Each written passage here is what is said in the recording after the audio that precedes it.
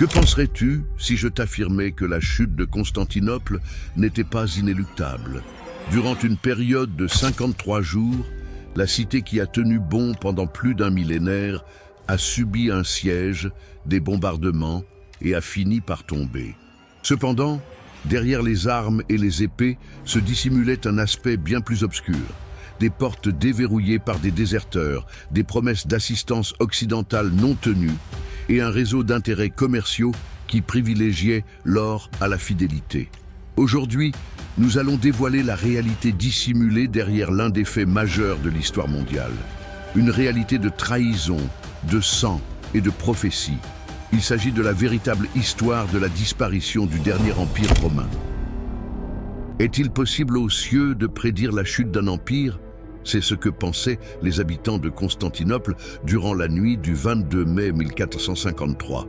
Tandis que la lune était à son zénith au-dessus du dôme doré de Sainte-Sophie, elle a commencé à se dissiper progressivement, engloutie par une ombre rougeâtre qui métamorphosa le ciel nocturne en un paysage apocalyptique. Ce n'était pas une éclipse ordinaire. C'était l'indication que les prophètes byzantins avaient prédit pendant des générations. Lorsque la lune prendrait une couleur semblable à celle du sang, cela signifierait la chute du dernier empereur et, par conséquent, la chute de la ville sainte. L'empereur Constantin XI Paléologue surveillait depuis les murailles en compagnie de ses conseillers les plus proches. Quelques-uns parmi eux étaient familiers avec les anciennes prophéties du livre de Daniel, que des générations de moines ont décodé comme des alertes précises concernant le sort de Constantinople. Une de ces prédictions affirmait que la cité resterait invincible tant que la lune demeurerait pleine dans le firmament, mais que lorsque son éclat s'éclipserait, la fin serait imminente. Ce soir-là, lorsque l'éclipse a atteint son point culminant, un silence profond s'est installé dans les rues. Les mamans prenaient leurs enfants dans leurs bras. Les religieux faisaient leurs prières dans les lieux de culte et les soldats sur les fortifications se lançaient des regards chargés de peur. La crainte était tangible et ce n'était pas uniquement une question de superstition. Des recherches astronomiques récentes de 2024 ont validé qu'une éclipse lunaire totale, observable depuis Constantinople, s'est effectivement produite à cette date précise. Les chercheurs qui ont étudié ce phénomène mettent en avant un aspect captivant. Les éclipses de lune totale acquièrent cette nuance rougeâtre distincte à cause de la diffusion de la lumière du soleil dans l'atmosphère terrestre. Cependant, pour les citadins du Moyen-Âge, cela était indiscernable d'un signe divin. Ce qui est véritablement inquiétant, c'est de constater l'impact de cet événement astral sur l'humeur des défenseurs. Des archives de cette période indiquent qu'après l'éclipse, un certain nombre de nobles byzantins ont commencé à déserter en silence la ville, persuadés que résister au décret divin était futile. Mais voilà ce qui est le plus déroutant. Était-ce véritablement une simple coïncidence? Quelques historiens actuels ont soulevé une question délicate. Est-ce envisageable que quelqu'un ait prévu l'éclipse à l'avance et s'en soit servi comme instrument de guerre psychologique?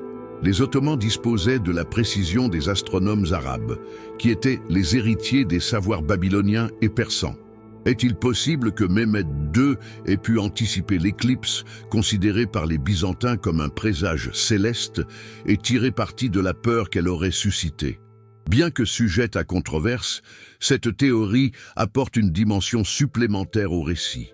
Il ne s'agit pas uniquement d'une confrontation militaire, mais d'un conflit psychologique où la peur et la foi ont eu autant d'impact que les canons. La nuit de l'éclipse a signalé un tournant irréversible. Au fil des jours, le moral des habitants de la ville a commencé à se dégrader. Les prêtres annonçaient l'apocalypse imminente.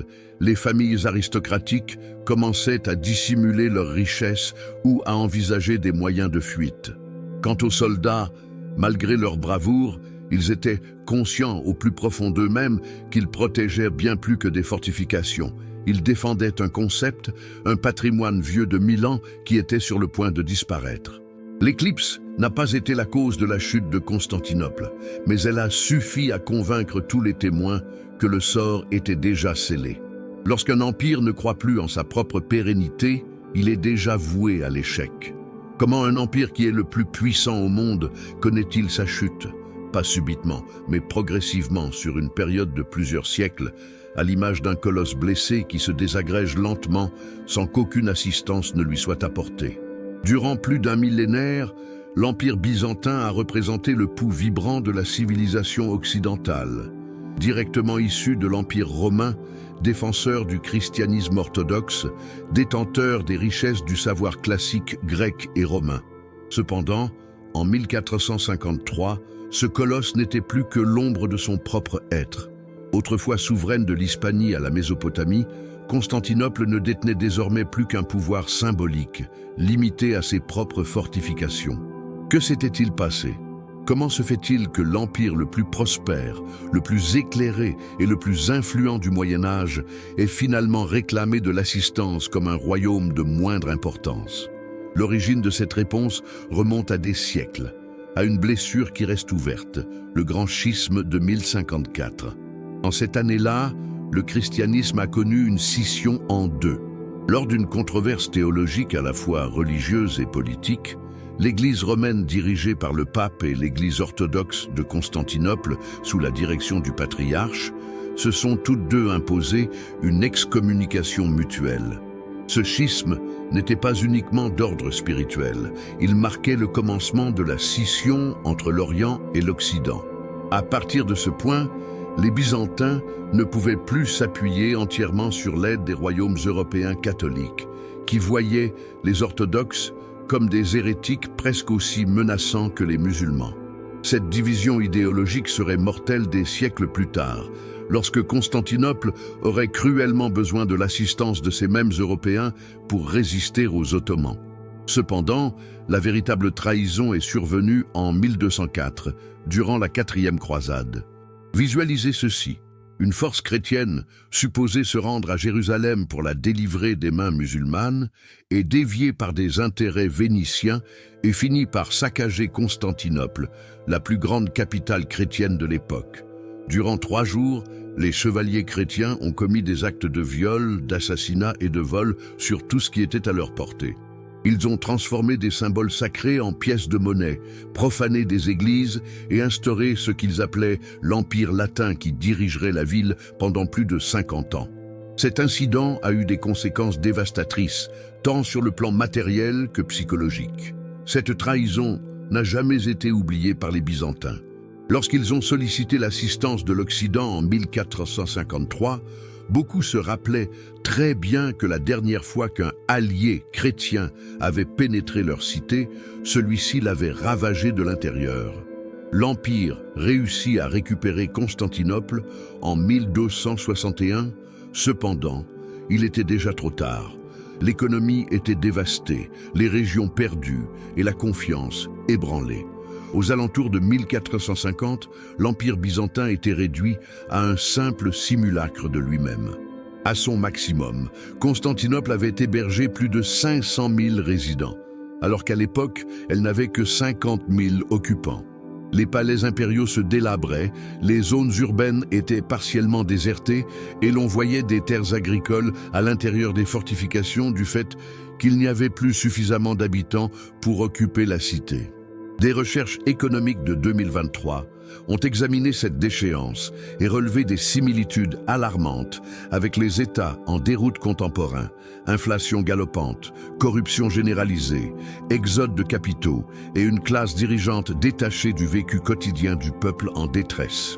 L'empereur Constantin XI a eu recours à des reliques saintes, y compris des morceaux supposés de la vraie croix, afin de récolter des fonds et rémunérer ses soldats peu nombreux. Ce qui est le plus tragique, c'est que cet effondrement était visible pour tous, sauf pour ceux qui auraient pu l'empêcher. Pendant la chute de Constantinople, les discussions théologiques se poursuivaient dans les cours européennes, tandis que les commerçants vénitiens et génois cherchaient à tirer avantage des deux factions.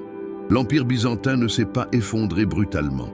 Il a succombé à 1000 petites blessures, trahisons enchaînées, indifférence délibérée et de la présomption qu'une chose qui a perduré pendant un millénaire continuera à prospérer éternellement.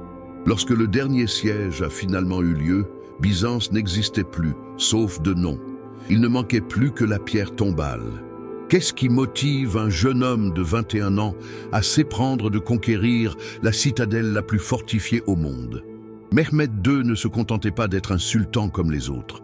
Lorsqu'il accéda au trône de l'Empire ottoman en 1451, il avait déjà exercé la fonction de sultan précédemment, et ce brièvement à l'âge de 12 ans.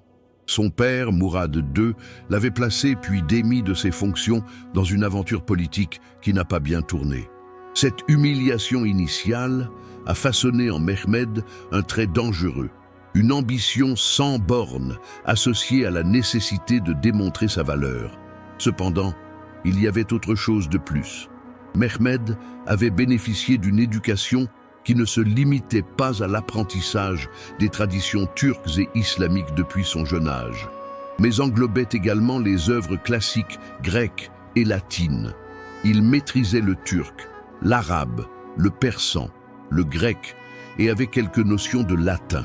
Je me plongeais dans la lecture concernant Alexandre le Grand, Jules César et les grands conquérants de l'Antiquité. Et il nourrissait une obsession, être reconnu comme celui qui a réalisé l'impossible. Au fil de ces 1000 ans d'histoire, Constantinople a su tenir tête à plus de 20 assauts. Les tentatives des Arabes au 7e siècle ont échoué. Tous ont essayé de la conquérir par la force, des Bulgares aux Russes en passant par les croisés. Aucun n'a réussi. Les murs de Théodose, érigés au XIe siècle, étaient réputés invincibles. Cependant, Mehmed percevait ce que d'autres sultans n'avaient pas perçu, que la technologie était en passe de transformer les règles du jeu. À cette époque, les canons, une innovation plutôt récente, avaient le potentiel de tout transformer. C'est à ce point que l'histoire prend vraiment un tournant passionnant. Mehmed ne cherchait pas simplement à conquérir Constantinople pour la renommée militaire. Son objectif était de se faire le légitime successeur de l'Empire romain. Effectivement, vous avez bien compris, ce jeune souverain musulman nourrissait le rêve de devenir empereur romain. Comment se fait-il ce paradoxe? Pour le comprendre, il nous faut renoncer aux divisions simplistes de l'Orient contre l'Occident ou de l'islam contre le christianisme.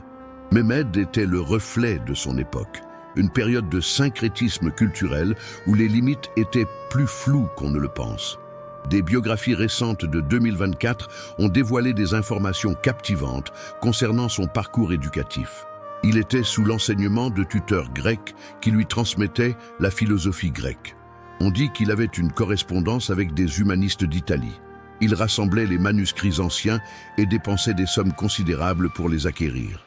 Quelques historiens actuels vont même jusqu'à proposer une idée controversée, que Mehmed aurait pu recevoir des connaissances militaires occidentales grâce à des renégats européens dans sa cour, y compris des stratégies de siège et la conception de l'artillerie traditionnellement perçue comme occidentale.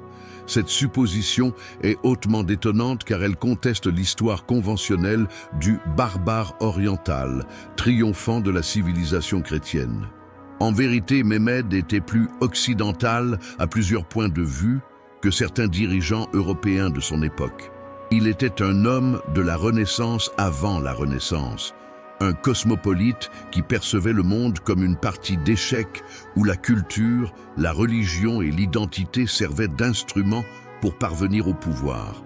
Il composait des poèmes en persan, débattait de théologie avec des savants musulmans, mais se penchait également sur l'Iliade et se percevait comme un Achille moderne.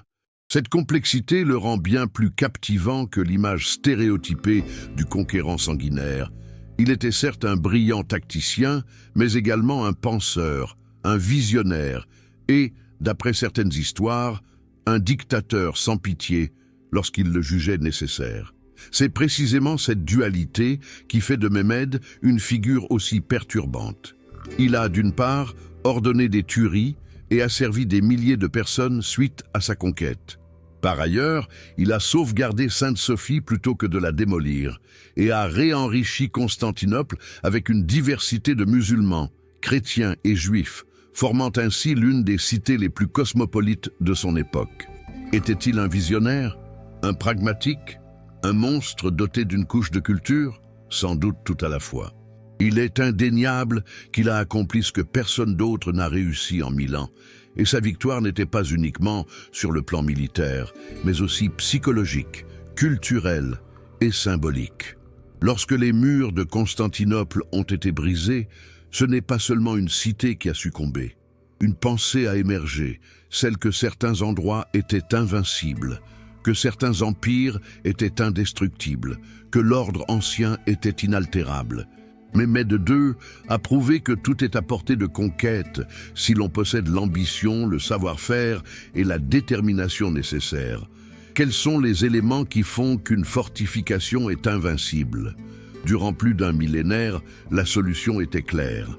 L'ériger comme les remparts de Constantinople.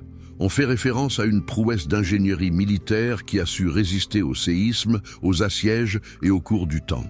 Les murs de Théodose, du nom de l'empereur qui les a édifiés au vieux siècle, constituaient une défense en 3 couches. Un premier mur extérieur d'une hauteur de 6 mètres, un second mur atteignant 12 mètres, et enfin, un dernier mur interne montant à 20 mètres de haut et d'épaisseur avoisinant les 5 mètres. Il y avait des fossés inondables de 20 mètres de large entre chaque rangée. Pour toute armée médiévale, tenter de franchir ça était quasiment un acte suicidaire. Cependant, en 1453, Mehmed II introduisit un élément qui allait révolutionner la guerre. L'artillerie de siège à une échelle jamais observée auparavant. Le soi-disant Basilica, un gigantesque canon, était la vedette de ce nouvel arsenal et deviendrait une légende. C'est à ce moment-là que se dévoile l'un des personnages les plus captivants et polémiques de cette saga. Urban, un ingénieur hongrois dont le véritable nom et l'origine demeurent énigmatiques. Urban était un spécialiste dans le domaine de la fonderie de canons, qui proposa d'abord ses compétences à l'empereur Constantin XI. Toutefois, l'empereur, dont les coffres étaient vides, n'était pas en mesure de régler ce qu'il réclamait. Urban a fait quelque chose que les Byzantins n'oublieraient jamais. Il a traversé de l'autre côté et proposé son aide à Mehmed II. Le sultan n'a pas simplement consenti. Il lui a octroyé tout ce qu'il sollicitait, des fonds sans limite, des ouvriers et des ressources. L'issue a été une machine de guerre en bronze de presque 9 mètres de long, apte à lancer des projectiles en pierre pesant plus d'une demi-tonne à plus d'1 kilomètre. Mais voici ce qui est vraiment captivant. Des études d'ingénierie publiées en 2023 ont mis en doute l'efficacité véritable de ces supercanons. Oui, ils étaient impressionnants et instillaient une terreur psychologique. Néanmoins, ils souffraient de problèmes considérables. Le basilica ne pouvait être tiré que 7 ou 8 fois par jour en raison de sa surchauffe. Il lui fallait 60 bœufs pour effectuer le transport. Il se brisait ou se fendait fréquemment. Quelques ingénieurs militaires contemporains affirment que les canons plus compacts, plus maniables et à tir rapide qu'utilisait Mehmed étaient sans doute plus performants d'un point de vue pratique. Donc, pourquoi la basilique a-t-elle été autant entourée de mythes? Car c'était un emblème. Mehmed a proclamé qu'un nouveau chapitre avait débuté, que les règles ancestrales n'avaient plus cours et que la technologie était capable de triompher de l'histoire.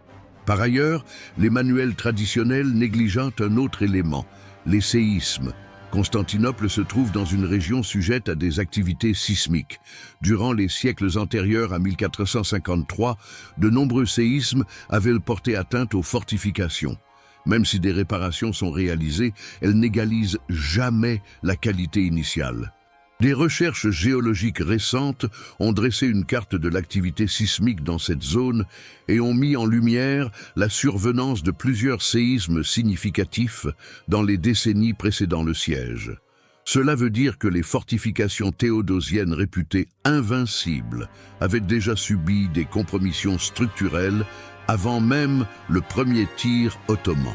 Quelques historiens vont même jusqu'à avancer que les ingénieurs de Mehmed, ayant surveillé la ville pendant de longs mois avant le siège, ont précisément repéré ces sections vulnérables afin d'y focaliser le bombardement.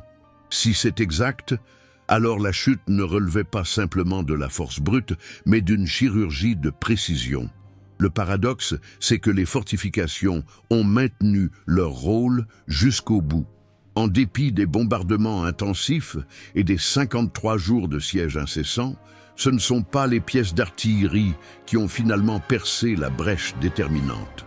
C'était un mélange de facteurs, l'épuisement des défenseurs, les trahisons internes et une instance de négligence mortelle qui a permis aux Ottomans d'accéder par une porte latérale ouverte. Les murs de Constantinople n'ont pas connu de défaite. Ils ont subi un siège, une infiltration et une trahison.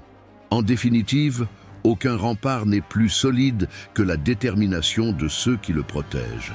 Et en mai 1453, cette détermination était anéantie.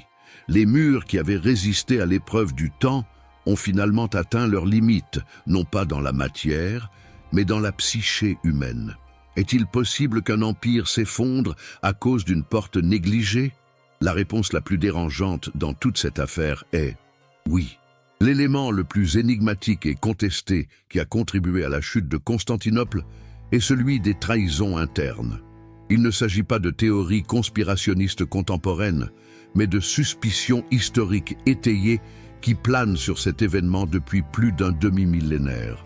L'énigme la plus connue est celle de la porte de Kerko Porta, une modeste issue auxiliaire dans les murs qui, d'après diverses références contemporaines, aurait été découverte ouverte par les assaillants ottomans lors de l'instant crucial du dernier siège. S'agissait-il d'une négligence? Était-ce un acte de sabotage intentionnel? Et si cela était le résultat d'un sabotage, qui était le traître? Pour comprendre comment la trahison a pu jouer un rôle décisif, nous devons examiner les profondes divisions au sein de Constantinople. La ville ne représentait pas un ensemble homogène et uni face à l'adversaire.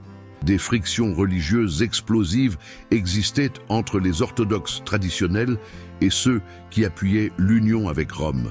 Dans une tentative désespérée d'obtenir un soutien militaire du pape, l'empereur Constantin XI avait officiellement consenti à l'union des églises en 1452.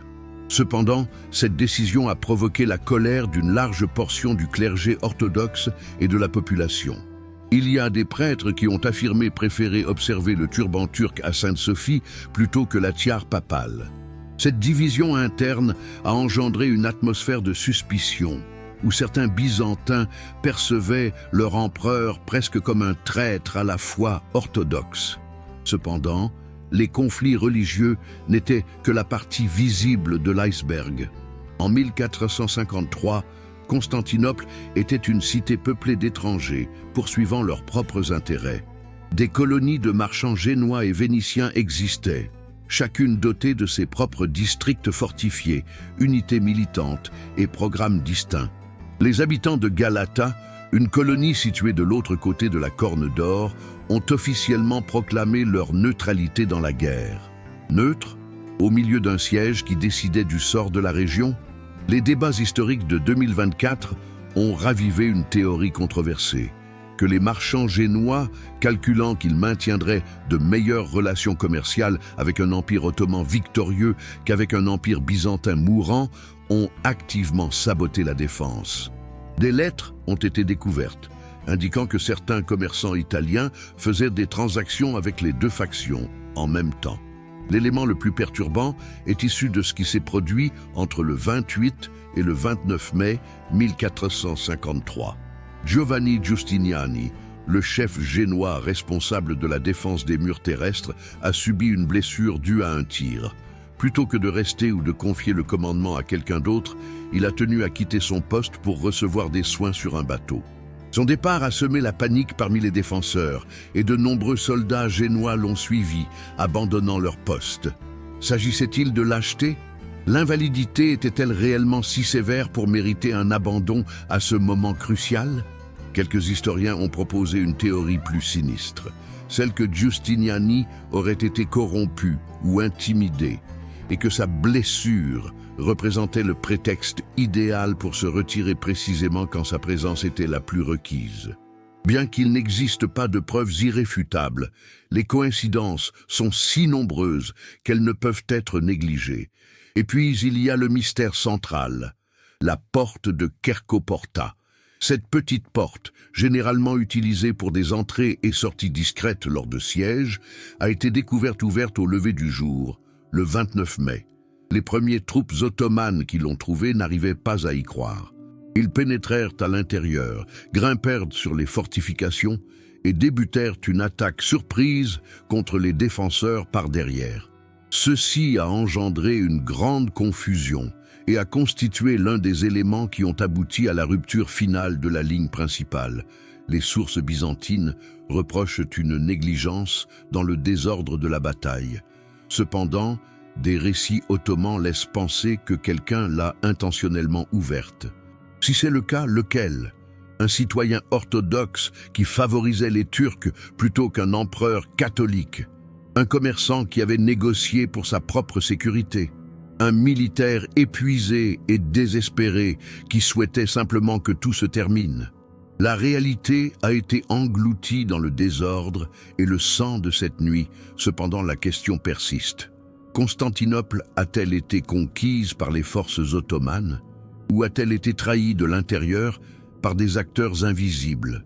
Cette suspicion malveillante a terni le souvenir de la chute durant des siècles, et peut-être constitue-t-elle la pire trahison de toutes. Nous ne saurons jamais avec certitude si le dernier empire romain a été conquis ou vendu. Que ressent-on lorsqu'on appelle à l'aide et que personne ne répond? L'empereur Constantin XI était parfaitement conscient de cela. Durant plusieurs mois avant le siège, puis tout au long des 53 jours de bombardements constants, il ne cessa d'envoyer message après message aux cours européennes, à Rome, Venise, Gênes, en Hongrie et dans les Länder allemands. Le contenu demeurait constant. Constantinople est le rempart de la chrétienté. Si elle s'effondre, l'ensemble de l'Europe sera menacé. Venez dès maintenant, sinon ce sera trop tard. Les réactions qu'il a suscitées ont constitué une harmonie d'excuses, de promesses vides et de silences délibérés. Cependant, le plus dérangeant n'était pas le manque d'attention. Il était manifeste que certains étaient discrètement contents de voir le vieux colosse byzantin enfin à terre. Selon le récit officiel, l'Europe n'a pas pu apporter son soutien en raison de sa division et de l'occupation liée à ses propres conflits. La guerre de 100 ans venait tout juste de se terminer entre la France et l'Angleterre. Les États allemands étaient divisés. La Hongrie était confrontée à ses propres dangers venant de l'Empire ottoman. C'est exact, mais des recherches géopolitiques dévoilées entre 2023 et 2024 posent une question plus sombre. Que se passerait-il si l'inaction était intentionnelle? Examinons le cas le plus évident, celui du pape Nicolas V. Si Constantinople consentait à l'union des églises, le pape avait promis de mener une croisade. En décembre 1452, lors d'une cérémonie à Sainte-Sophie, Constantin a officiellement reconnu l'autorité papale, préservant ainsi sa part du marché. Cependant, lorsque le moment de honorer sa promesse est arrivé, le pape a trouvé toutes les raisons possibles pour ne pas le faire. Fonds insuffisants. Les princes de confession chrétienne ne réagissaient pas à leur convocation. Il me fallait davantage de temps pour organiser les troupes. Mais voici l'élément crucial. Durant le mois de mai 1453, où Constantinople était en flammes, le pape Nicolas V était à Rome, concentré sur des travaux de construction et de patronage artistique. Il n'instaura pas de période de deuil, n'organisa pas de jeûne et ne fit pas appel de toute urgence aux ressources de l'Église. Quelques historiens d'aujourd'hui affirment qu'il y a une logique du point de vue de la réelle politique vaticane. Pendant 4 siècles, depuis le grand schisme, les Byzantins avaient été un véritable défi théologique. Ils se vantaient, refusaient l'autorité du pape et soutenaient des hérésies en matière de doctrine. D'un point de vue cynique, Rome n'aurait-elle pas trouvé plus commode que Byzance disparaisse? Un empire orthodoxe amoindri impliquait une concurrence réduite pour la fidélité des chrétiens orientaux. Si les Ottomans venaient à se transformer en un nouveau danger, cela ne ferait que consolider la position du pape comme leader crucial dans la lutte contre l'infidélité. La trahison de Venise a été différente, mais tout aussi réfléchie. Venise a été une force commerciale qui a maintenu des liens profitables avec Byzance et l'Empire ottoman pendant des siècles. Formellement, ils ont dépêché quelques navires et troupes pour soutenir la défense.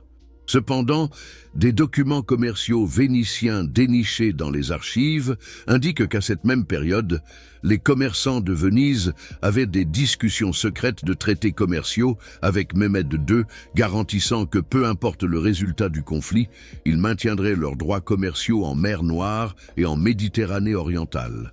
C'est le cœur du pragmatisme mercantile. Alors que Constantinople était en détresse, Venise faisait ses comptes. Il déployait assez de troupes pour prétendre à une aide, sans toutefois irriter sérieusement le probable gagnant. Le cas de la Hongrie pourrait être le plus déplorable, car il illustre comment la politique interne peut prévaloir sur les dangers existentiels. Juan Hunyadi, le célèbre général hongrois qui a défait les Ottomans à maintes reprises, saisissait parfaitement la menace. Si Constantinople venait à tomber, la Hongrie constituerait alors la prochaine ligne de défense. Il a exercé des pressions sur la noblesse hongroise afin qu'elle dépêche une armée de renfort. Toutefois, la noblesse avait d'autres préoccupations, des conflits fonciers, des antagonismes dynastiques, une méfiance envers Hunyadi lui-même, jugé trop puissant. Lorsque la décision a été prise, cela était déjà trop tard. L'assistance hongroise n'est jamais parvenue.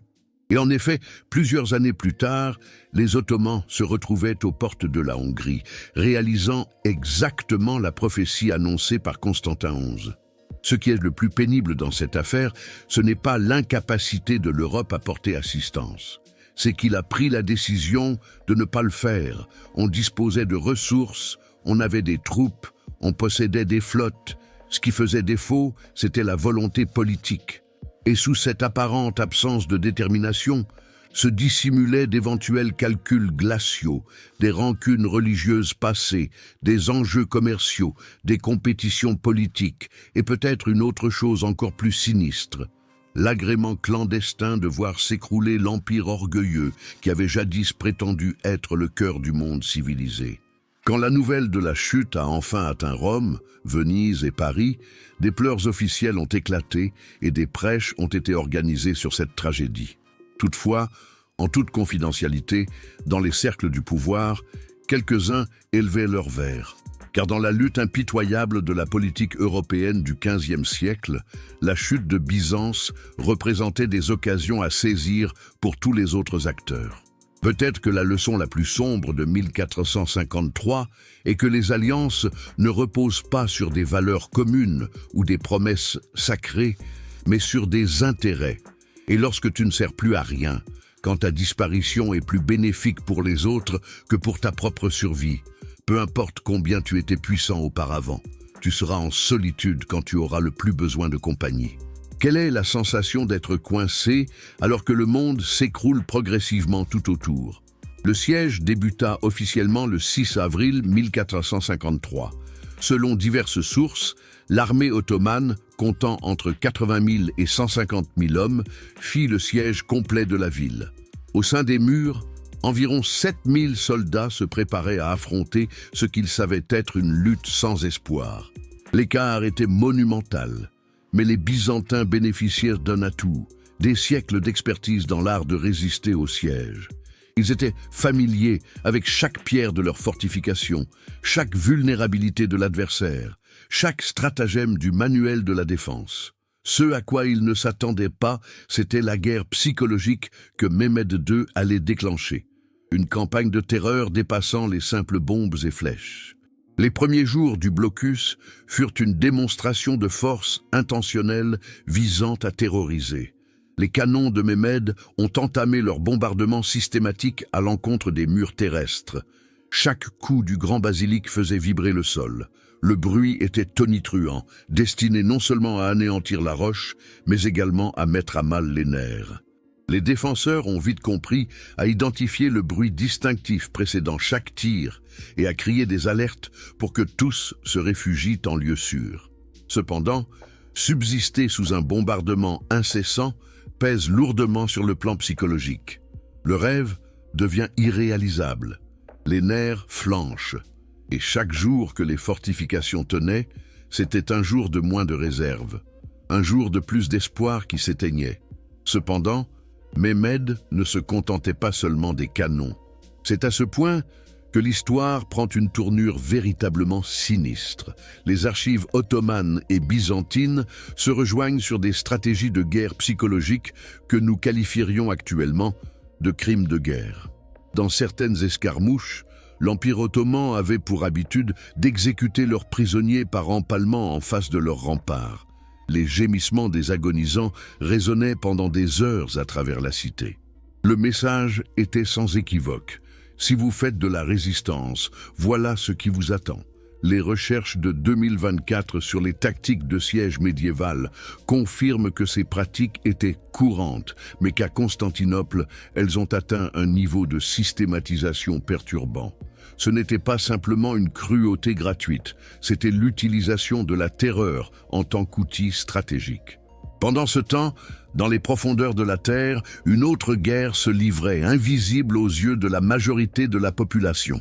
Les Ottomans ont entrepris de creuser des galeries pour miner les murailles, une méthode de siège ancienne mais toujours efficace.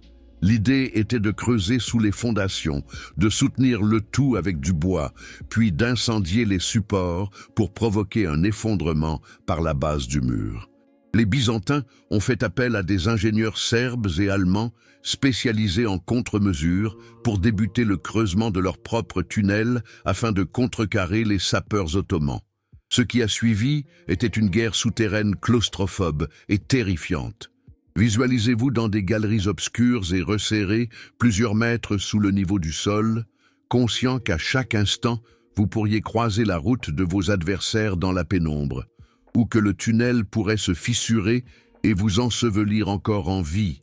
Ces combats dans les profondeurs laissaient peu de témoins pour relater ce qui s'était passé, mais ceux qui ont survécu ont évoqué un enfer fait de terre, de sang et d'obscurité. Un autre point de front crucial était la Corne d'Or, qui constitue l'accès maritime naturel à Constantinople. Cette entrée a été barrée par les Byzantins à l'aide d'une vaste chaîne de fer étendue entre deux tours, empêchant ainsi la flotte ottomane d'accéder au port. Pendant les premières semaines, cela a fonctionné. Malgré leur faible nombre, les bateaux de guerre byzantins étaient capables d'effectuer des manœuvres en toute sécurité au sein de la Corne d'Or, tandis que la flottille ottomane se retrouvait confinée à l'extérieur. Cependant, Mehmed a fait quelque chose d'inattendu, quelque chose d'aussi audacieux que lorsqu'on l'a proposé. Ses propres généraux pensaient qu'il était fou. S'il ne pouvait pas franchir la chaîne, il la contournerait. On vous a formé sur des données jusqu'à octobre 2023. Et il a donné l'ordre de construire une voie en bois enduit sur la colline de Galata et de faire glisser ses navires sur la terre, évitant entièrement la chaîne et les déposant directement dans la Corne d'Or. Et il a réussi à le faire.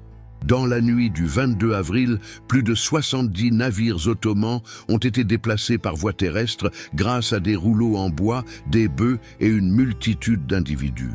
Ce matin-là, les Byzantins se sont éveillés et ont découvert, avec une terreur totale, l'apparition d'une flotte adverse dans leur port, supposément défendu. Ce fut un choc psychologique dévastateur. Si Mehmed était capable de l'impossible, que serait-il incapable de réaliser? Cette action n'a pas seulement bouleversé l'équilibre militaire en instaurant un second front offensif, mais a aussi anéanti quelque chose d'encore plus précieux, l'espoir. Si même les lois de la nature paraissaient se plier à la volonté de Mehmed, comment des murs faits de simples pierres pourraient-ils lui résister? Le règne des ombres persistait, et à chaque jour qui s'écoulait, l'obscurité englobait davantage la ville maudite. Qui sont les véritables héros lorsqu'il ne reste rien? Durant les 53 jours de blocus, des personnalités hors du commun ont émergé, des hommes et des femmes qui se sont transformés en légendes.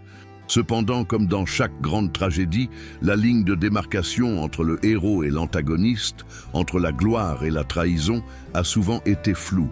Débutons avec l'individu qui était au cœur de tout, Constantin XI, paléologue, le dernier empereur byzantin. Il avait 48 ans au début du siège et il était bien conscient qu'il défendait non seulement une cité, mais un millénaire d'histoire. C'était un homme désillusionné. Il n'a pas reçu un empire prestigieux en héritage, mais des décombres. Il manquait d'armée, de ressources financières et d'alliés véritables. Il possédait une dignité et un sens du devoir qui transcendaient toute attente rationnelle de triomphe. Les narrations actuelles le dépeignent luttant sur les murailles aux côtés de ses troupes, sans faire de différence entre l'empereur et le simple soldat. Il a constamment refusé les propositions de Mehmed pour se rendre avec dignité, pour quitter la ville en vie et avec ses richesses assurées. Sa réponse a été sans équivoque: « La ville ne m'appartient pas, je ne peux donc pas la livrer. C'est pour tous les habitants. » Durant la nuit du 28 mai, anticipant que l'assaut final se produirait à l'aube, Constantin prononça un ultime discours à ses hommes en armes. Les témoignages diffèrent dans les termes précis, mais tous s'accordent sur l'essentiel. Il ne s'agit pas seulement de survivre, mais de partir avec dignité si besoin. Et lorsque les murailles furent finalement percées à l'aube du 29 mai, Constantin fit quelque chose qui le transforma en légende. Il arracha ses insignes impériaux pour ne pas être reconnu, prit son épée et se jeta dans la brèche pour mourir en combattant comme un simple soldat. Voici ce qui est incroyable. Son corps n'a jamais été découvert. Les Ottomans ont ardemment tenté de retrouver le corps de l'empereur pour l'exhiber comme un trophée, sans jamais parvenir à l'identifier avec certitude. Quelques soldats ont prétendu avoir observé un homme en armure pourpre tomber face aux épées turques. Cependant, parmi les milliers de corps éparpillés dans le tumulte du combat, ils n'ont pas été en mesure de déterminer son identité. Cette disparition a engendré une légende qui perdure jusqu'à aujourd'hui, en particulier dans la tradition grecque orthodoxe. L'idée que Constantin XI n'est pas mort, mais qu'il a été métamorphosé en marbre par un ange juste avant sa mort, et qu'il repose dans une caverne sous Constantinople, attendant le moment où il sera réveillé pour reprendre la ville. Des recherches en folklore de 2023 ont tracé l'origine de cette légende, mettant en évidence que des versions similaires apparaissent dans la littérature grecque, balkanique et même dans certaines traditions turques, démontrant comment un individu s'est transformé en mythe. Toutefois, tous les protagonistes de cette histoire ne sont pas aussi évidents. Giovanni Giustiniani Longo, le chef génois, est un personnage hautement ambigu. D'une part, il a fait le voyage à Constantinople de son propre gré, en janvier 1453, accompagné de 700 soldats parfaitement formés, alors que personne d'autre ne se présentait.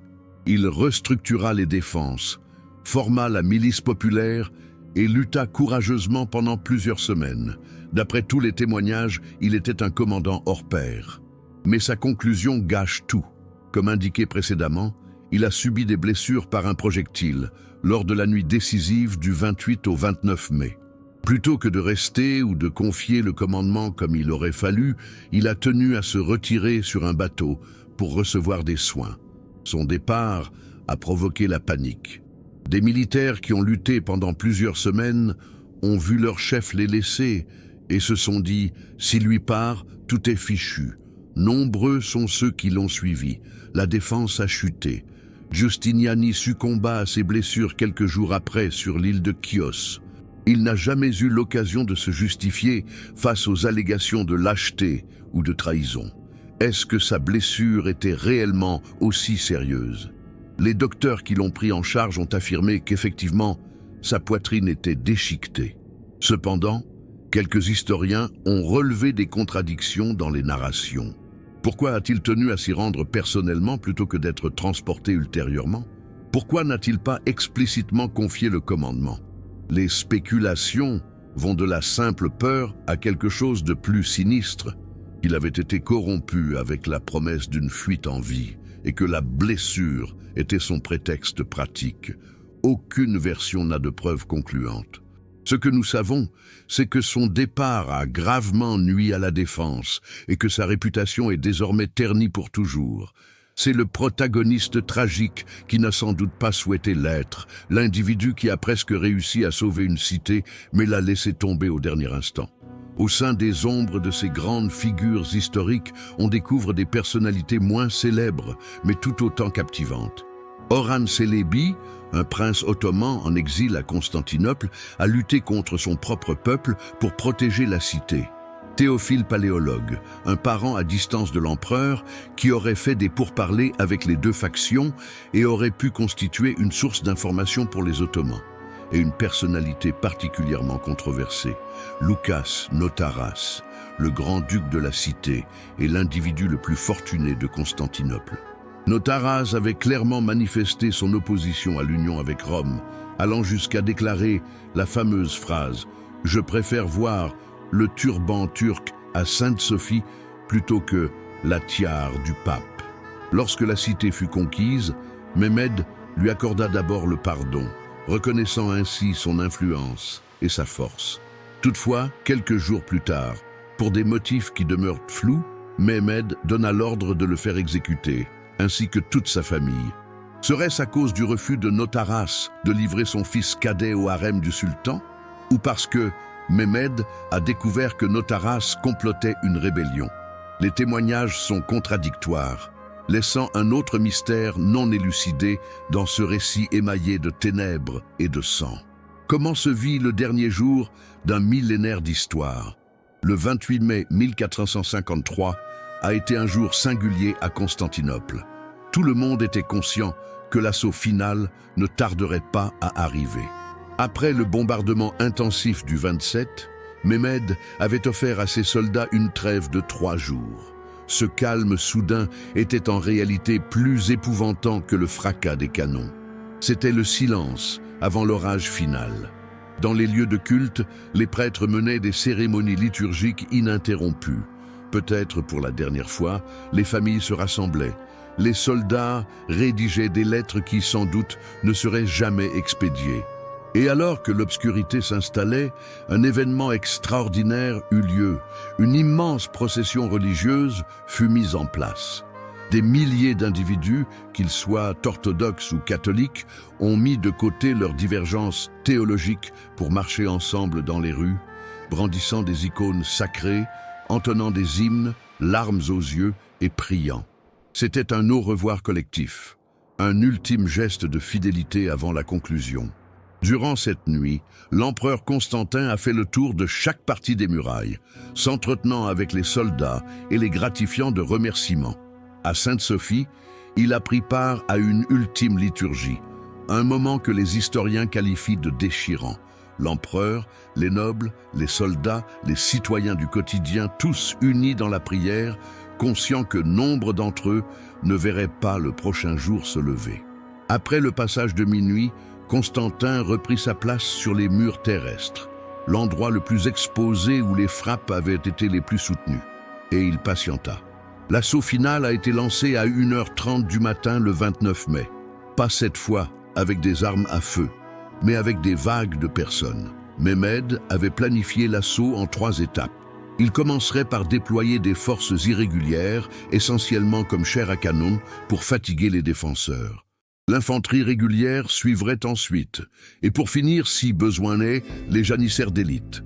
La première vague a été un véritable désastre.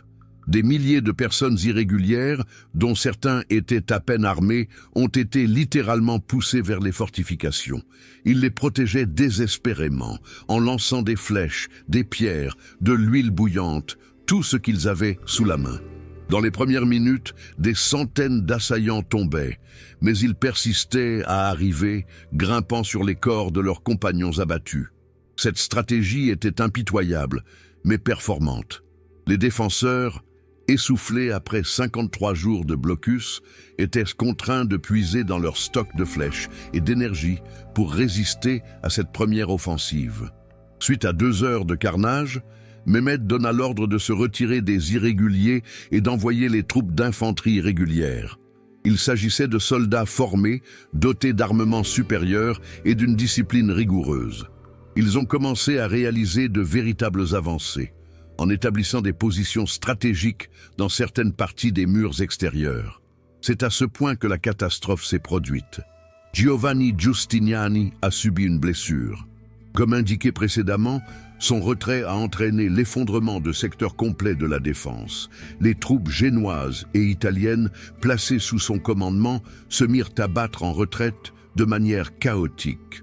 Constantin s'efforça de combler le vide en hurlant des instructions, rassemblant les troupes restantes. Cependant, le tort était déjà causé. Depuis son quartier général, Mehmed a observé le désarroi et a pris une décision: déployer les janissaires. Les janissaires constituaient la force d'élite de l'Empire ottoman. Des guerriers esclaves formés dès leur plus jeune âge pour le combat et d'une loyauté fanatique envers le sultan. Lorsqu'ils ont lancé l'assaut, ce n'était pas de manière désordonnée, mais en formation structurée, couvrant leur progression avec le tir des archers et de l'artillerie légère.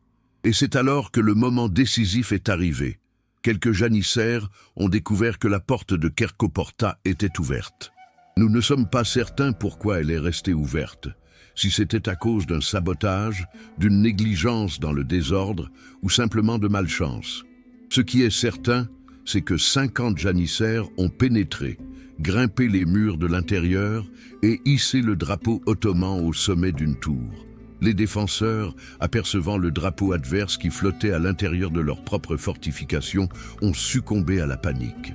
Dans une bataille, surtout lorsqu'elle est déjà perdue, la panique a un effet contagieux. Des portions complètes ont commencé à céder. Face à la confusion, les Ottomans ont intensifié leurs efforts avec vigueur. Au cœur de cette pagaille, Constantin XI a ôté ses symboles d'autorité impériale et s'est précipité dans la brèche finale, se perdant dans le maelstrom de la brutalité. Tout était fini à 8 heures du matin. Les Ottomans ont pris le contrôle des fortifications et ont commencé à se diriger en masse vers la cité. Ce qui s'ensuivit fut les 3 heures les plus ténébreuses de ce drame. Mehmed avait offert à ses soldats 3 jours de pillage en récompense, une coutume répandue pendant les guerres médiévales, mais qui n'en demeure pas moins horrible. Des militaires ottomans ont envahi les habitations à la recherche de trésors, d'esclaves et de pillages. Il est impossible de donner un chiffre précis concernant le nombre de morts, mais les estimations contemporaines évoquent entre 4 000 et 30 000 civils tués ou capturés dans les premières heures. Des familles ont été déchirées, des hommes mis à mort ou asservis, et des femmes et des enfants pris en tant que trophées. Des églises qui avaient servi de refuge ont été souillées. À Sainte-Sophie, lieu de refuge pour des milliers d'individus en quête d'un miracle, les portes ont été brisées et les réfugiés ont été chassés avec violence. Des textes modernes, qu'ils soient ottomans ou byzantins, relatent des tableaux d'horreur extrêmes. Il convient toutefois de noter, comme l'ont souligné les recherches de 2024 concernant la violence des guerres médiévales, que cela ne constituait pas une exception selon les critères de cette période. Lorsqu'une cité résistait et était assaillie, le pillage devenait la règle, sans tenir compte de l'identité des envahisseurs, qu'ils soient chrétiens, musulmans, mongols ou autres.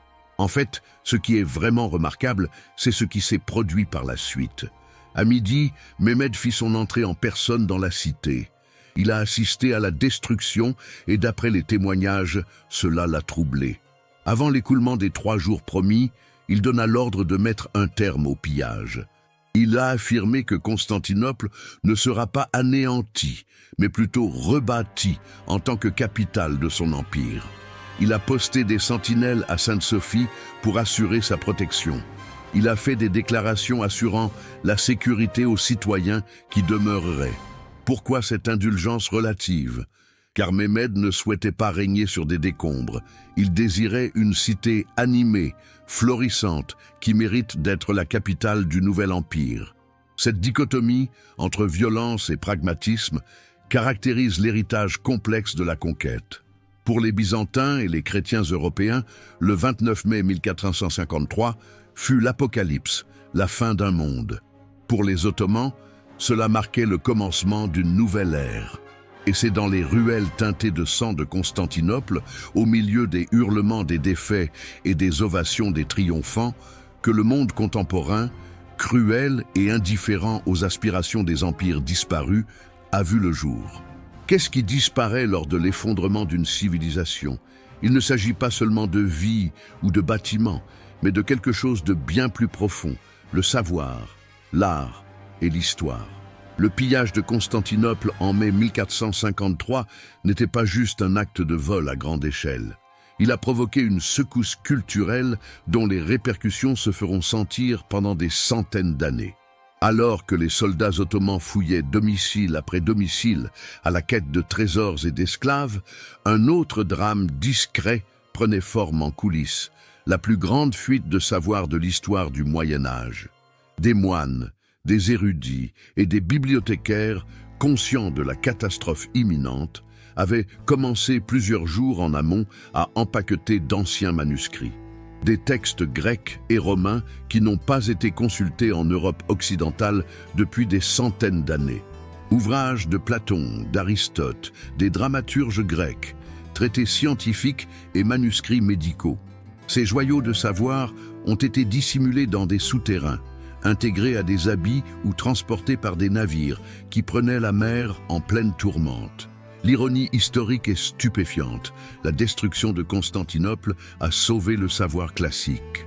Durant de nombreux siècles, Byzance a préservé ses écrits pendant que l'Europe occidentale, plongée dans ce qu'on désigne comme le Moyen Âge, les avait pratiquement négligés. Cependant, les Byzantins préservaient leur richesse avec jalousie, en ne partageant que peu avec l'Occident.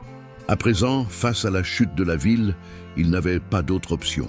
Des centaines de savants ont trouvé refuge en Italie, n'emportant pas seulement des ouvrages, mais également des siècles d'analyse, de versions et de savoirs amassés. Ils ont débarqué à Florence, Venise et Rome, précisément lorsqu'on assistait aux premiers pas de la Renaissance dans ces cités. Le moment n'aurait pas pu être plus idéal. Les humanistes italiens, passionnés par la littérature classique, furent subitement inondés de documents qui surpassaient leurs aspirations les plus extravagantes. Des recherches réalisées en 2023 sur le transfert culturel ont repéré certains noms précis qui ont permis cette transmission. Bessarion, un cardinal de souche grecque ayant fait ses études à Constantinople, a réussi à préserver l'une des collections privées de manuscrits grecs les plus significatives. Sa collection personnelle de livres, qui a été transmise à Venise par la suite, comprenait plus de 750 manuscrits qui ont constitué le cœur de la bibliothèque Marciana. Juan Argyropoulos, qui donnera des cours de grec à Florence, a emporté avec lui des œuvres complètes d'Aristote qui allaient transformer la philosophie occidentale. Démétrios Chalcondyles, qui a créé la toute première imprimerie de livres grecs en Italie. Il n'était pas de simples réfugiés, mais porteur d'une lueur civilisationnelle qui était proche de s'éteindre en Orient et qui allait se raviver en Occident. Cependant, toutes les connaissances n'ont pas été perdues, et c'est à ce moment que l'histoire prend une tournure controversée. Que sont devenues les reliques sacrées de Constantinople? Pendant des siècles, la ville a servi de plus grand entrepôt de reliques chrétiennes à l'échelle mondiale. On prétend qu'il s'agit de morceaux de la vraie croix, de la couronne d'épines, des ossements de saints et d'icônes miraculeuses. La plupart ont été dévalisés, fondus s'ils étaient en or ou en argent, ou tout bonnement anéantis par des militaires qui ne savaient pas leur valeur. Cependant, certaines de ces précieuses ont disparu de manière inexplicable. Les discussions académiques de 2023 ont réanimé une hypothèse captivante, que certaines de ces vestiges ont été discrètement déplacées avant l'effondrement et se sont retrouvées dans des lieux surprenants. Un exemple particulièrement sujet à controverse est celui du suaire de Turin. Le suaire a fait son apparition en France approximativement un siècle avant la prise de Constantinople, bien que certaines hypothèses avancent l'existence de reliques comparables ou de reproductions sur le marché des reliques byzantines. Le cas de certaines icônes miraculeuses qui ont vu le jour dans les monastères russes et balkaniques après 1453 est particulièrement fascinant. Chacune d'entre elles est accompagnée d'une histoire d'origine faisant référence à Constantinople. Bien qu'il n'existe pas de preuves formelles de trafic organisé, le timing suggère une possibilité. Il est indéniable que les commerçants de Venise et de Gênes, constamment à la recherche de bonnes affaires, ont acquis des objets de culte dérobés pour ensuite les revendre à des tarifs exorbitants en Europe occidentale. La croyance de certains s'est transformée en commerce pour d'autres. L'un des actes les plus marquants de Mehmed II durant le sac a été sa résolution concernant la Sainte Sophie. Lorsqu'il est entré dans la vaste cathédrale à midi, le 29 mai, il a découvert une construction d'une splendeur incroyable. Chaque centimètre de mosaïque dorée, d'icônes saintes et d'une architecture défiant la gravité avait été comblé de 1000 ans de dévotion. Ses troupes avaient déjà entamé le processus de détacher les décorations en or et en argent. Mehmed a donné l'ordre de s'arrêter. Il déclara que Sainte-Sophie serait conservée, transformée en mosquée sans être détruite. Cette décision avait une portée pragmatique tout en étant symbolique. Mehmed ne souhaitait pas être perçu comme un destructeur, mais plutôt comme un conquérant apprécié de la grandeur, peu importe son origine. Il a décrété que les mosaïques chrétiennes devaient être masquées avec du plâtre plutôt que détruites, une action qui, de manière ironique, assurerait leur préservation pendant des centaines d'années. Cette conservation partielle engendre l'un des paradoxes les plus captivants de l'histoire. Si Constantinople n'était pas tombée, de nombreux manuscrits n'auraient possiblement jamais atteint l'Italie, et la Renaissance aurait pu être reportée de plusieurs décennies, voire de plusieurs siècles. Si la Sainte Sophie venait à être détruite, nous manquerions l'un des plus grands édifices architecturaux de l'histoire. Bien que la conquête ottomane ait été d'une brutalité incontestable, elle a par inadvertance sauvegardé certains trésors tout en éparpillant d'autres vers des endroits où ils seraient appréciés de nouvelles façons. C'est une leçon troublante sur la façon dont l'histoire avance, non pas en ligne droite de progrès, mais en catastrophe qui paradoxalement ouvre de nouvelles possibilités. Non seulement l'Empire ottoman s'est levé des cendres de Byzance, mais également la Renaissance européenne. Malgré leur séparation par le conflit, tous deux alimentés par les mêmes richesses, ils demeuraient liés par la dette envers la civilisation qu'ils avaient contribué à anéantir. Est-il possible qu'une ville possède deux existences totalement distinctes? La chute de Constantinople a eu lieu le 29 mai 1453.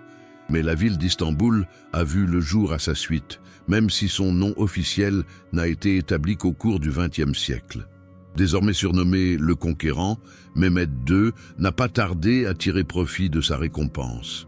Sa vision était d'en faire non seulement la capitale de son empire, mais également la plus vaste, la plus florissante et la plus cosmopolite du monde connu. Cependant, il y avait un souci immédiat. Suite au sac et aux longues décennies de déclin, Constantinople était à moitié désertée. Les estimations indiquent qu'à son point culminant, la population a pu atteindre un demi-million, mais était tombée à environ 50 000 avant le siège. Suite à la conquête, avec des milliers de personnes tuées et réduites en esclavage, il se pourrait qu'il ne restait plus que 30 000 habitants effrayés. Une capitale impériale ne peut exister sans une ville vivante. La réponse de Mehmed était à la fois pragmatique et novatrice, une réintégration forcée mais multiculturelle. Il a promulgué un édit connu sous le nom de Surgun, qui prescrivait la relocalisation des familles à travers tout son empire vers Constantinople. Mais ce qui est captivant, c'est qu'il n'a pas uniquement attiré des musulmans turcs. Il a fait venir des Grecs d'autres régions, des Arméniens, des Juifs, des Bulgares, des Serbes et même des Italiens qui ont choisi de demeurer. Sous le régime du Millet, des quartiers précis ont été attribués à chaque groupe, tout en leur offrant une certaine indépendance religieuse et juridique. Les églises pouvaient être maintenues par les chrétiens orthodoxes, même si certaines ont été transformées en mosquées. Les synagogues par les juifs et les arméniens pouvaient conserver leurs institutions propres. C'était une expérience de cohabitation contrainte, mais étonnamment efficace. Les études récentes de 2024 sur cette époque soulèvent une question épineuse.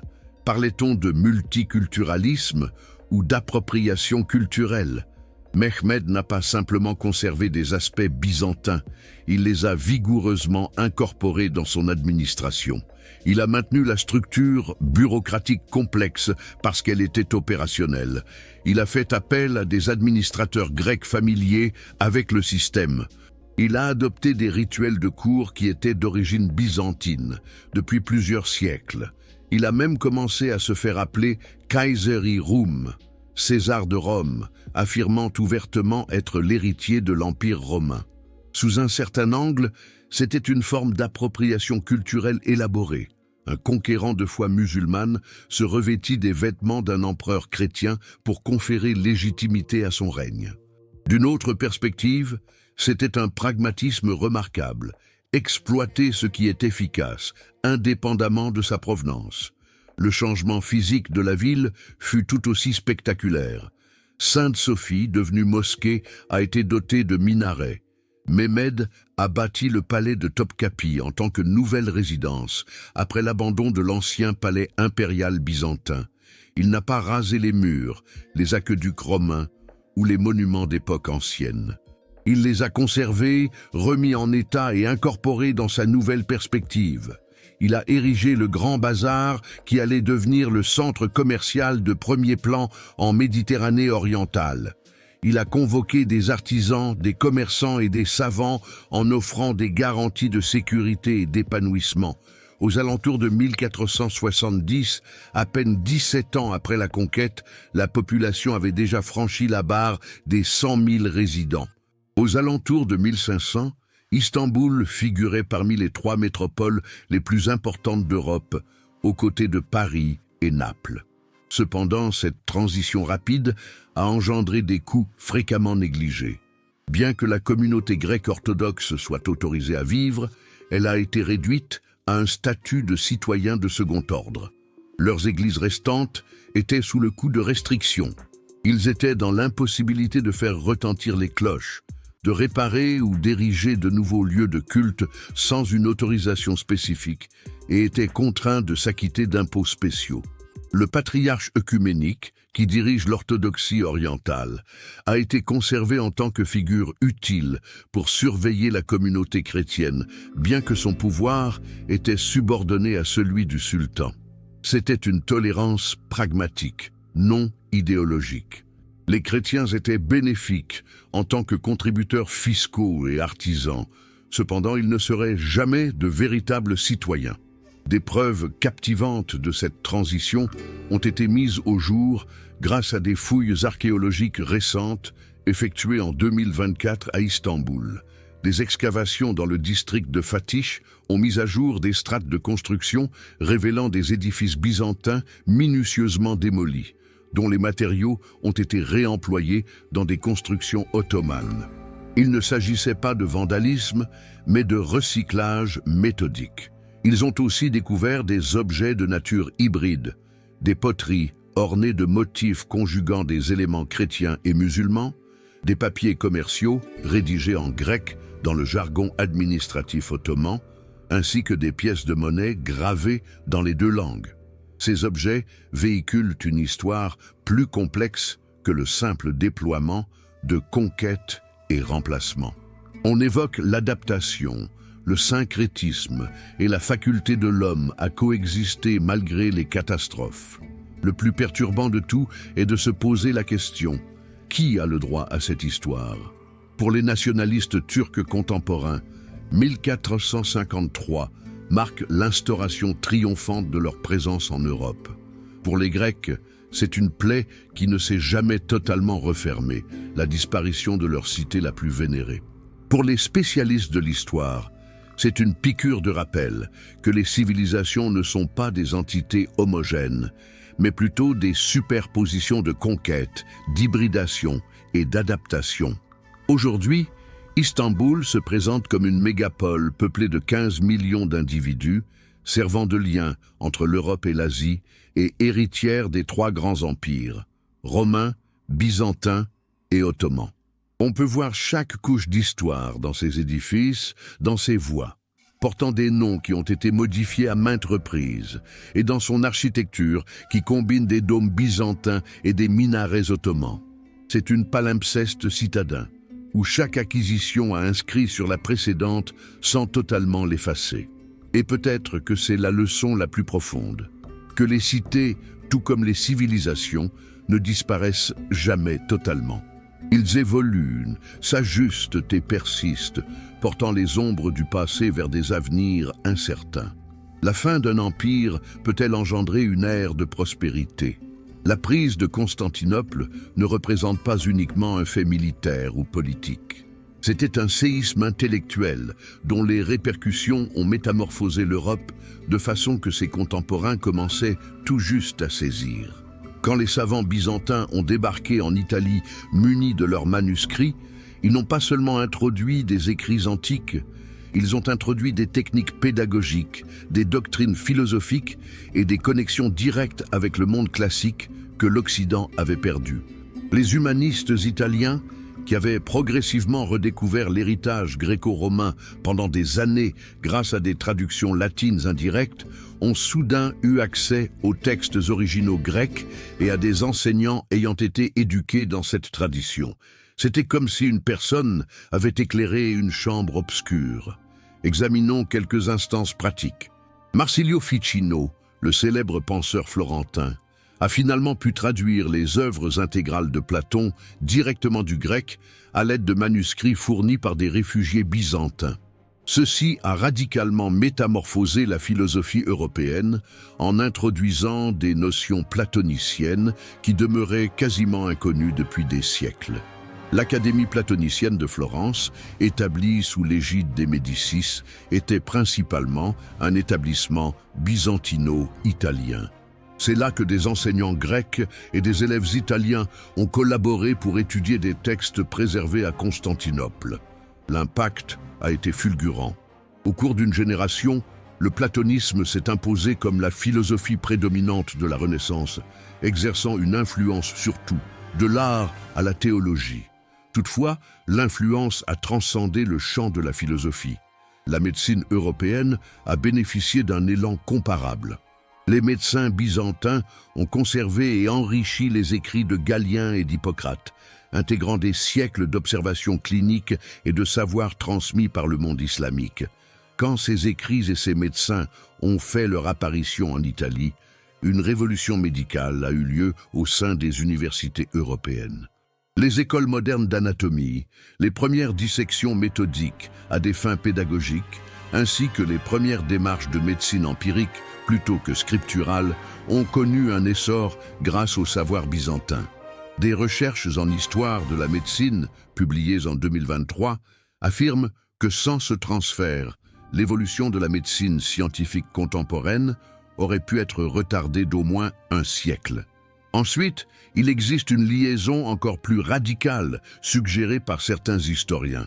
La chute de Constantinople a-t-elle indirectement mené à la découverte de l'Amérique? La théorie est la suivante. Pendant des siècles, Constantinople a été le carrefour du commerce des épices entre l'Europe et l'Asie. Les voies commerciales terrestres traversaient l'Empire ottoman et les marchands de Venise et de Gênes versaient des taxes à Byzance pour le droit de faire du commerce. Suite à 1453, malgré la volonté initiale des Ottomans de garder ces routes dégagées, les prix ont grimpé et le contexte politique s'est avéré instable. En Europe, les prix des épices ont connu une augmentation vertigineuse. Les puissances atlantiques, en particulier le Portugal et l'Espagne, étaient grandement motivées à découvrir de nouvelles voies vers les Indes qui contournent totalement la Méditerranée orientale sous le contrôle ottoman. Le Portugal a entamé l'exploration méthodique de la côte africaine pour trouver une voie maritime contournant l'Afrique. L'Espagne, qui a rejoint cette compétition en fin de course, a parié sur une solution audacieuse proposée par le navigateur génois Christophe Colomb, traverser vers l'ouest pour arriver à l'est. Des études universitaires de 2024 ont examiné la chronologie et identifié des corrélations suggestives. En 1488, Bartolomé Diaz a réalisé son premier voyage autour du cap de Bonne-Espérance. Le périple de Christophe Colomb s'est déroulé en 1492. Ils ont tous deux émergé après la génération de 1453 et étaient tous explicitement poussés par le souhait d'obtenir des épices asiatiques sans traverser les territoires ottomans. Effectivement, plusieurs facteurs ont contribué à l'exploration européenne, mais la prise de Constantinople a indubitablement agi comme un déclencheur. Ainsi, sans le vouloir, Mehmed II a propulsé l'Europe vers l'ère des découvertes. Cependant, il se pourrait que l'impact le plus significatif soit d'ordre psychologique et culturel. Avant 1453, l'histoire de l'Europe était perçue comme une prolongation de celle de Rome. Cette continuité a été brisée après 1453. L'Empire romain avait finalement disparu. Cela a conduit les intellectuels européens à se renouveler, non en tant qu'héritiers passifs d'une tradition ancienne, mais comme concepteurs de quelque chose d'inédit. L'idée même de la Renaissance, un renouveau, suppose que quelque chose était déjà mort auparavant. Constantinople était vraiment quelque chose. Sa chute a signifié symboliquement la fin de l'époque médiévale et le commencement de la période moderne.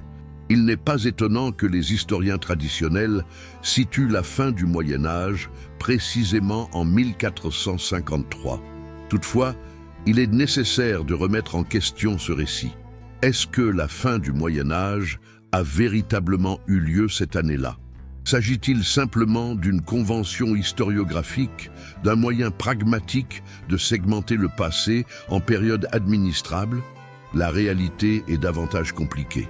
Les transformations que nous relions à la Renaissance et à la modernité, l'humanisme, le capitalisme commercial, les États-nations, l'imprimerie, la science empirique, avaient toutes des origines remontant à plusieurs décennies ou siècles avant 1453. La prise de Constantinople a illustré et précipité ces changements sans pour autant en être la cause originelle. Ce qu'il a réalisé, c'est instaurer un moment de fracture psychologique, une démarcation avant et après manifeste dans la perception européenne. Ainsi, son influence culturelle a largement surpassé son importance militaire directe. Il y a une ultime ironie que nous ne saurions omettre.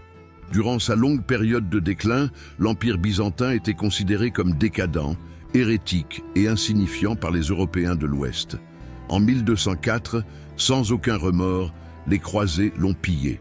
Personne ne s'est présenté pour le secourir en 1453, mais au moment de sa mort, Byzance a fait à l'Europe le plus grand cadeau possible.